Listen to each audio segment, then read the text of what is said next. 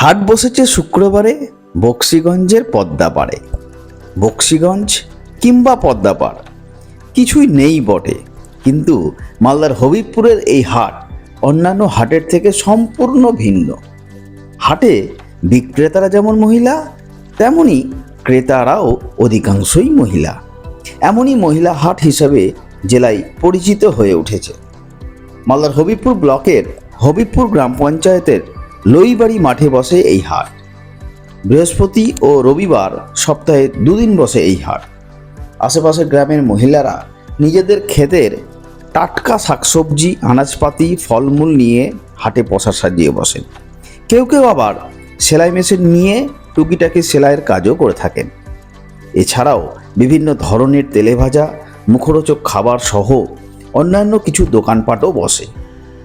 সেই সমস্ত দোকান মূলত মহিলারাই পরিচালনা করে থাকেন। অবশ্য কিছু কিছু পুরুষ মানুষও হাটে দোকান দিয়ে থাকেন। গ্রামের আশেপাশের মানুষই ভিড় জমিয়ে থাকেন এই হাটে। যদিও দূর দূরান্ত থেকে ক্রেতারা না এলেও বিক্রিবাটা বেশ ভালোই হয়ে থাকে।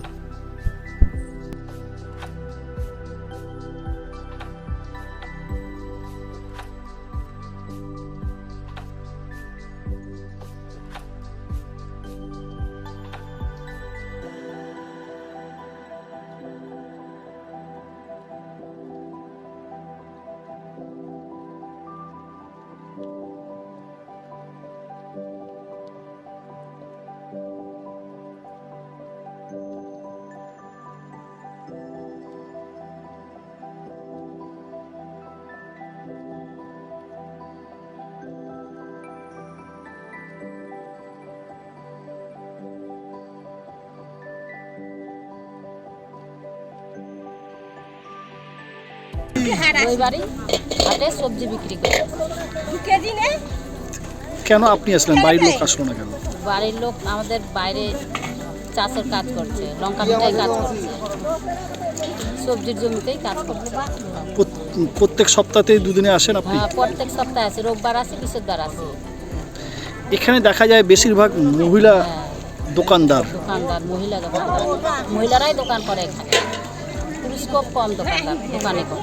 কেন এরকম? কেন কেন হয় এরকম? কেন পুরুষেরা কাজ করে, অনেক জায়গায় কাজ করে, কেউ সবজির জমিতে কাজ করে, কেউ ধানের জমিতে কাজ করে। তার জন্য পুরুষেরা আসে না, মহিলারাই আসে, মহিলারাই দোকান করে। আপনি কি বিক্রি করছেন? আমি পটল বিক্রি করছি। কোথায় উৎপাদন হয়েছে? রবিবারিতে উৎপাদন। মানে কোথায় হচ্ছে? পটলটা কোথায় হয়েছে? জমিতে হয়েছে, আপনার নিজ জমি? আমার। এই যে এখানে অনেকেই দেখা যাচ্ছে আম নিয়ে এসছে, কেউ সবজি নিয়ে এসছে, কেউ ডাঁটা নিয়ে এসছে, মহিলারা। বাড়ির জমি নিয়ে এসছে। আপনার নাম? কমশ্বরী মণ্ডল। বাড়ি? বাড়ি কোথাকাটা? কোন অঞ্চল? হবিপুর অঞ্চল। কোথায় হাট করেন? লইবাড়ি হাট করি। হাটটা কোন অঞ্চলে? হবিপুর অঞ্চলের হাট।